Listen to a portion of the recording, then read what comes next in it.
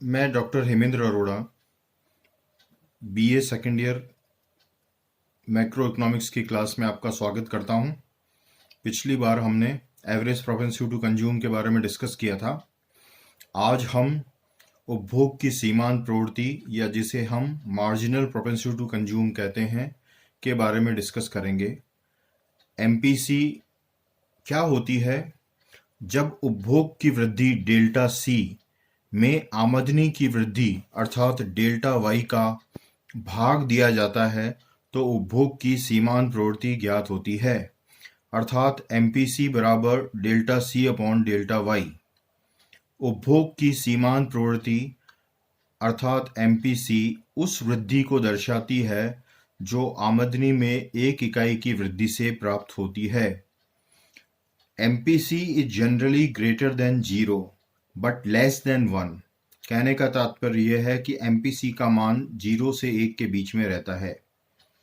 If MPC यदि MPC 0.6 के बराबर है, इसका अर्थ यह है कि आमदनी में 1 रुपया बढ़ने से उपभोग में 60 पैसे की वृद्धि होगी। दूसरे उदाहरण के तौर पर यदि एमपीसी बराबर 0.9 है, इसका अर्थ यह है कि आमदनी में 1 रुपया बढ़ने से उपभोग में 90 पैसे की वृद्धि मानी जाती है। उपभोग की सीमांत प्रवृत्ति अर्थात एमपीसी उपभोग फलन फंक्शन के ढाल या स्लोप के बराबर होती है। प्रायः यह देखा गया है कि धनी देश अर्थात डेवलप्ड नेशंस की एमपीसी अर्धविकसित देशों की एमपीसी से अधिक रहती है। इसी प्रकार किसी देश में धनी वर्गों की अपेक्षा गरीब वर्गों में एमपीसी अधिक रहती है। इसका मुख्य कारण यह है कि धनी देशों अथवा धनी वर्गों की उपभोग संबंधी अधिकांश आवश्यकताएं पूरी हो चुकी होती है। इसके विपरीत जब गरीब देशों अथवा वर्गों की आय में वृद्धि होती है तो वे उसका अधिकांश भाग उपभोग पर व्यय करते हैं। इस प्रकार आय में वृद्धि के परिणाम स्वरूप गरीबों की एमपीसी बढ़ती है, जबकि धनवानों की मार्जिनल प्रोपेंसिटी टू सेव में वृद्धि होती है। एक सरल रेखीय उपभोग फलन में आय के विभिन्न स्तरों पर उपभोग की सीमांत प्रवृत्ति या एमपीसी स्थिर रहती है। अब हमने चित्र 1.2 में एक्स एक्सिस पर इनकम लिया है या आय ली है और वाई एक्सिस पर जैसा चित्र में दिखाया गया है उपभोग लिया गया है, तो कंजम्पशन फंक्शन चित्रानुसार C is equal to A plus B Y है। दूसरे चित्र 1.3 में इसी कंजम्पशन फंक्शन को हमने रीड्रॉ किया है। ऊपर कंजम्पशन फंक्शन को एक स्ट्रेट लाइन के रूप में दर्शाया गया है, लेकिन इस चित्र में कंजम्पशन फंक्शन को कर्वेचर लेकर दिखाया गया है। चित्र 1.3 में जैसा कि चित्रानुसार NQ अपॉन RQ द्वारा उपभोग वक्र के ढाल को दर्शाया गया है। यहाँ पर NQ उपभोग में परिवर्तन अर्थात डेल्टा C और RQ आय में परिवर्तन को दिखाता है, अथवा यह चित्रानुसार C1 C2 upon Y1 Y2 के बराबर है। इसी चित्र में औसत उपभोग प्रवृत्ति अगर निकालनी है, मान लीजिए हमें R बिंदु पर औसत उपभोग प्रवृत्ति निकालनी है, तो औसत उपभोग प्रवृत्ति बराबर होगी R बिंदु पर OC1 अपॉन OY1 और N बिंदु पर औसत उपभोग प्रवृत्ति बराबर होगी OC2 अपॉन OY2। कीन्स के अनुसार अल्पकाल में एमपीसी स्थिर रहती है। इस अवस्था में एपीसी हमेशा ग्रेटर होती है एमपीसी से। इसी बात को हमने एक उदाहरण द्वारा समझाया है, जिसमें आय उपभोग 2 कॉलम लिए गए हैं और उससे एपीसी और एमपीसी को कैलकुलेट किया गया है। जब आय 100 है और उपभोग 150 है तो एपीसी बराबर होगा 150 बटावा 100 बराबर 1.5। जब आय जो है 200 है और उपभोग भी 200 है तो एपीसी बराबर होगा 200 अपॉन 200 बराबर 1.0। अब यदि आय 300 है और उपभोग जो है 250 है, तो एपीसी बराबर होगा 250 अपॉन 300 बराबर 0.83। अब अगर हमको एमपीसी का मान कैलकुलेट करना है, तो एमपीसी इस केस में जहां पर एमपीसी को कैलकुलेट करने के लिए देखा जाएगा कि 50/100 बराबर 0.5 और दूसरे केस में 50/100 बराबर 0.5 है, जो कि टेबल में अच्छी तरह से दर्शाया गया है। अब मैं आपको साइकोलॉजिकल लॉ ऑफ कंजम्पशन या उपभोग संबंधी मनोवैज्ञानिक नियम के बारे में जानकारी देता हूं। जेएम कीन्स ने साइकोलॉजिकल लॉ ऑफ कंजम्पशन प्रतिपादित किया। यह नियम 3 परस्पर संबंधित इंटर रिलेटेड प्रोपोजिशंस पर आधारित है। आय बढ़ने पर उपभोग व्यय भी बढ़ता है, परंतु आय वृद्धि से कम। दूसरी इंपॉर्टेंट प्रोपोजिशन यह है, आय में होने वाली वृद्धि उपभोग व्यय अर्थात कंजम्पशन एक्सपेंडिचर तथा बचत अर्थात सेविंग के बीच किसी अनुपात में बढ़ जाती है। तीसरा, आय इनकम बढ़ने पर उपभोग व्यय तथा बचत में कुछ वृद्धि ही होगी, कमी नहीं। जेएम कीन्स के उपभोग सिद्धांत का सार यह है कि उपभोग व्यय आय पर निर्भर करता है और आय प्राप्त करने वाले उपभोग व्यय में इतनी वृद्धि नहीं करते जितनी उनकी आय बढ़ती है। What are the implications of psychological law of consumption? पहला implication ये है कि लोगों द्वारा अपनी संपूर्ण आय उपभोग पर व्यय नहीं की जाती। अल्पकाल अर्थात शॉर्ट रन में उपभोग प्रवृत्ति स्थिर रहने के कारण आय बढ़ने से आय तथा उपभोग व्यय में अंतर बढ़ता है। इस अंतर को समाप्त करने के लिए विनियोग बढ़ाया जाना चाहिए, अन्यथा बेरोजगारी बढ़ेगी। ये बहुत इंपॉर्टेंट प्रपोजिशन है। दूसरा पॉइंट, एमपीसी अर्थात मार्जिनल प्रोपेंसिटी टू कंज्यूम या सीमांत उपभोग प्रवृत्ति इकाई से कम होने के कारण संपूर्ण उत्पादन बिक नहीं पाता है, मांग की अपेक्षा पूर्ति अधिक हो जाती है। सेज लॉ ऑफ मार्केट्स क्या कहता है? वो ये है कि से का बाजार का नियम ये कहता है, supply creates its own demand, अर्थात पूर्ति अपनी मांग उत्पन्न स्वयं कर लेती है। अव्यावहारिक है और अवास्तविक है, ऐसा जेएम कीन्स ने कहा है। अति उत्पादन, ओवर प्रोडक्शन तथा अनएम्प्लॉयमेंट अर्थात बेरोजगारी से बचने के लिए सरकारी हस्तक्षेप की आवश्यकता होती है।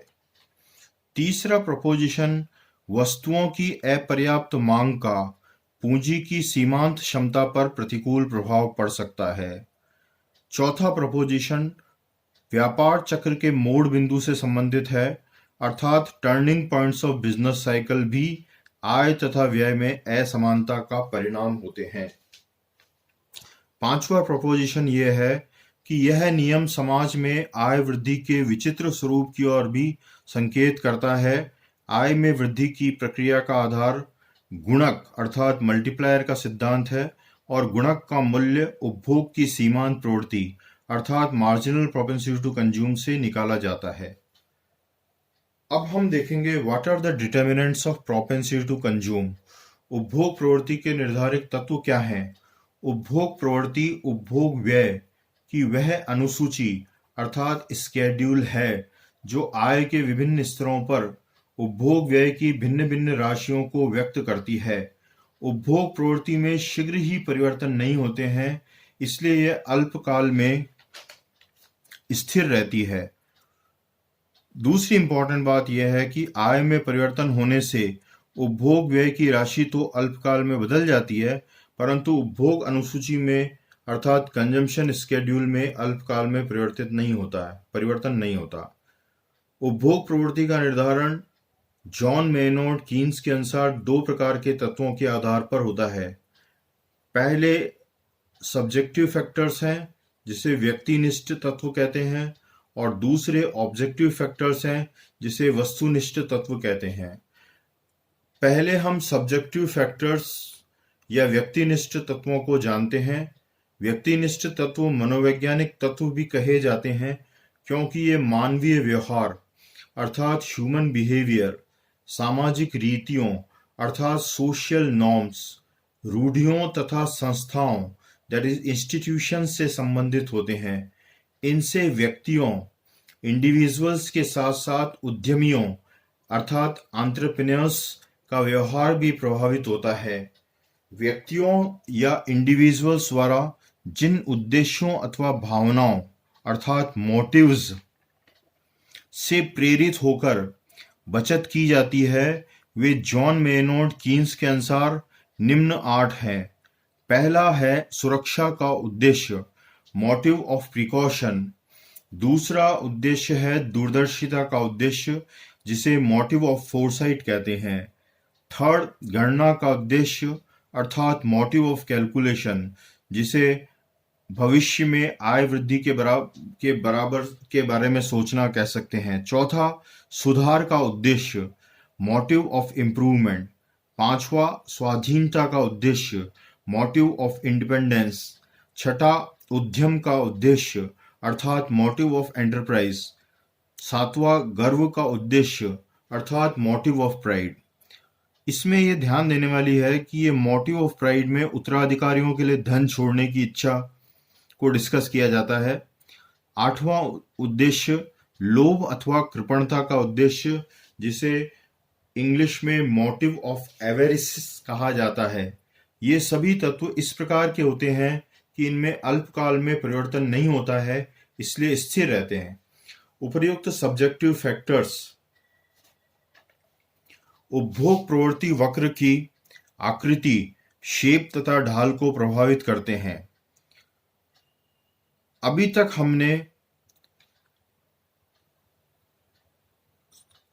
हमने सब्जेक्टिव फैक्टर्स के बारे में जाना है। अब हम ऑब्जेक्टिव फैक्टर्स अर्थात वस्तुनिष्ठ तत्व के बारे में जानते हैं। वस्तुनिष्ठ तत्व ऐसे बाह्य एक्सोजीनियस तत्व हैं जिनमें कभी कभी तेजी से परिवर्तन होते हैं और उनका प्रभाव उपभोग प्रवृत्ति पर पड़ता है। इस प्रकार के तत्व निम्नलिखित हैं। पहला, विंडफॉल गेन्स और लॉसेस, अप्रत्याशित लाभ अथवा हानियां।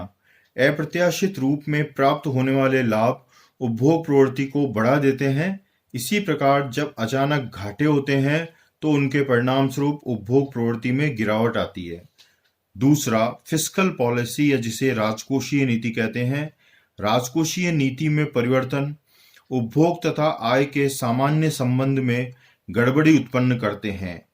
करों अर्थात टैक्सेस में वृद्धि के परिणाम स्वरूप वास्तविक आय अर्थात रियल इनकम तथा डिस्पोजेबल इनकम के आकार में कमी होती है और उपभोग या कंजम्पशन का स्तर गिर जाता है। इनडायरेक्ट टैक्सेस या अप्रत्यक्ष करों में वृद्धि का तो उपभोग प्रवृत्ति पर बहुत अधिक प्रभाव पड़ता है।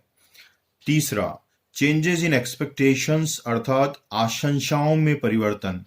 भविष्य की आशंसाएं भी उपभोग प्रवृत्ति को प्रभावित करती है।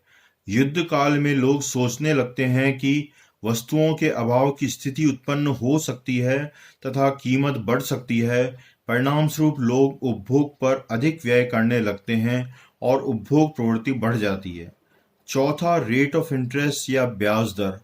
ब्याज दर में वृद्धि के परिणाम स्वरूप बचत अर्थात सेविंग्स में वृद्धि तथा उपभोग में कमी होती है।